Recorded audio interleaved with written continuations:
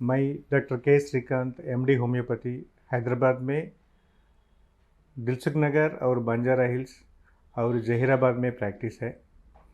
मेरे पास आजकल पेरेंट्स ने डॉक्टर साहब मेरे बेटी को या बेटे को 10-15 दिन से बुखार कम नहीं हो रहा और उन्हें पेशाब बार बार जा रहा है और बहुत दुगले होते जा रहे हैं। खाना अच्छा ही खा रहा है मगर बहुत दुगले होते जा रहे हैं और कभी कभी उल्टियाँ भी हो रहे हैं और जितना वेट लॉस हो गया कि उनका वेट से आधा हो गया बोल के। और ये बुखार आना 3-4 महीने से बुखार का गोलियां दे रहे, कोई भी उनका पता नहीं चल रहा है, डायग्नोज नहीं हो रहा, उनका बीमारी क्या है बोल के मालूम नहीं हो रहा बोल के आजकल बहुत सारा लोग पेशेंट्स ऐसे है रहे। जनरली बच्चों को डायबिटीज़ यानी शुगर व्याधि बहुत रेयर माने जाते हैं। कभी नहीं सोचते कि छोटे बच्चों को बिलो 12 साल के 15 साल के बच्चों को डायबिटीज़ होने का चांसेस ही नहीं रहता। ये डायबिटीज़ बोले तो ओनली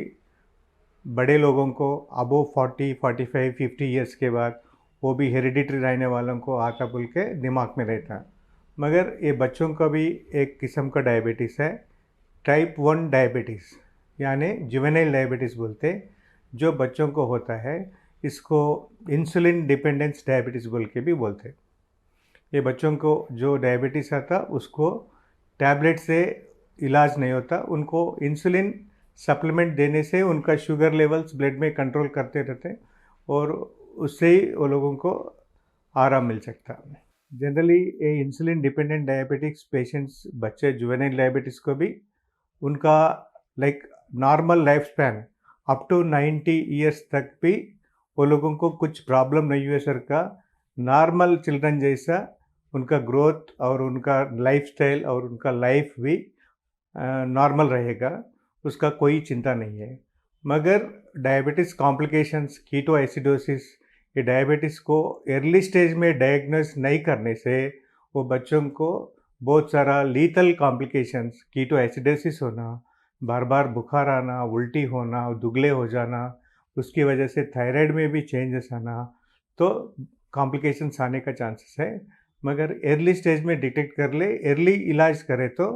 ये नॉर्मल जैसा उनका ग्रोथ में भी कोई प्रॉब्लम नहीं रहेगा और नॉर्मल ऑल द एक्टिविटीज़, दूसरे बच्चे कैसे कैसे एक्टिविटीज़ करते, ये बच्चों में भी ऐसा एक्टिविटीज़ करते और ग्रोथ भी रहेगा, कोई प्रॉब्लम नहीं रहता। जुवेनाइल डायबिटीज़ यानी टाइप 1 डायबिटीज़ चीज़ क्या है बोले तो ये एक बॉडी में इंसुलिन प्रोडक्शन, पैंक्रियास बोल के एक ग्लैंड रहता, वो स्टमक के पीछे रहता और स्टमक पैंक्रियास में बीटा सेल्स ऑफ लैंगरहैंस बोल के वो इंसुलिन को सीक्रेट करता। इंसुलिन ऐसा चीज़ है, वो बॉडी में जो भी खाना हम खाते, कार्बोहाइड्रेट से शुगर जो लेते, वो शुगर ब्लड सर्कुलेशन में रहने से उसको ब्लड सर्कुलेशन से बॉडी सेल्स ऑब्जर्व करना और बॉडी सेल्स को ग्लूकोज से एनर्जी रिलीज़ करने के लिए इंसुलिन एक चीज़ है, उससे बॉडी का शुगर लेवल्स को, शुगर को कंज्यूम करके बॉडी शुगर लेवल्स को यूज़ कर लेने से ब्लड में शुगर लेवल्स कम रहते हैं। तो वो पैंक्रियास में ये beta cells, islets of Langerhans, ये इंसुलिन सीक्रेशन ही कम होता, वो सेल्स डैमेज होते रहता। वो किस वजह से होता? मोस्ट ऑफ द टाइम्स, ज़्यादा से रीजंस में वो क्यों वो सेल्स डैमेज होता बोल के मालूम नहीं होता, इडियोपैथिक बोलते। और दूसरा चीज़ है वो ऑटो इम्यून बोलते। तो बॉडी में कोई भी इन्फेक्शन अंदर घुस गया है, वो इन्फेक्शन को फाइट करने के लिए वाइट ब्लड सेल्स और बॉडी को प्रोटेक्टिव टी सेल्स बोलते, वो सेल्स बॉडी को एक्सटर्नल फैक्टर्स को फाइट करते। मगर वो एक्सटर्नल फैक्टर यानी जो भी खराब चीज़ें वो अनिलेट होने तक ये सेल्स एक्टिव रहना, वाइट ब्लड सेल्स एक्टिव रहना, फिर उसको वो करने के बाद फाइट करके उसको नलीफाई करने के बाद वो कम हो जाना,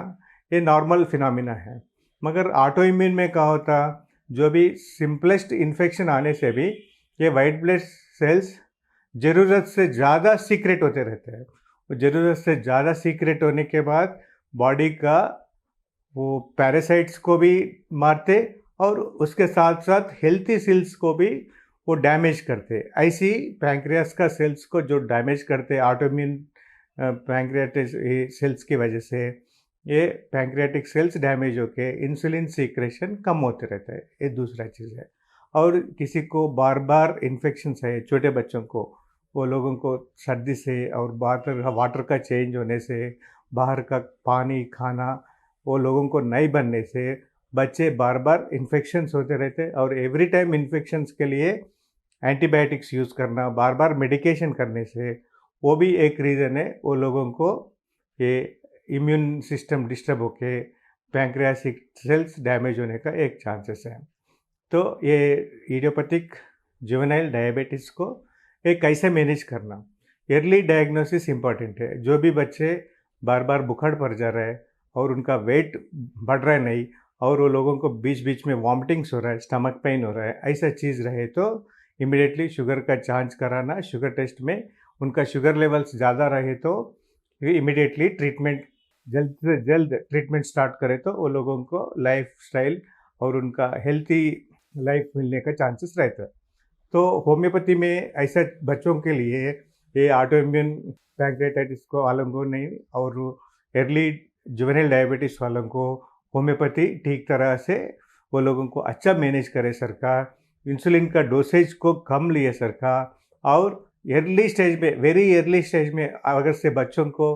कुछ बार बार इन्फेक्शंस आए, नहीं तो बार बार उल्टियाँ हो रहे और दुगले हो जा रहा है, तो होम्योपैथी कॉन्स्टिट्यूशनल मेडिसिन से वो लोगों को बचाने का चांसेस भी रहते हैं। होम्योपैथी ऐसा चीज़ है, बॉडी का कॉन्स्टिट्यूशन में ड्रग में किस में वो फिट होता है, किस वजह से, कौन सा मैकेनिज्म से उनको ऐसा बीमारी हो रहा है, कुछ सप्रेशन से कुछ डिसीजेस आए क्या, तो पूरा कंसिडर कर लेके होम्योपैथी में ट्रीटमेंट रहते हैं। होम्योपैथी में बॉडी का वाइटल फोर्स माने जीव शक्ति को उत्प्रेर करके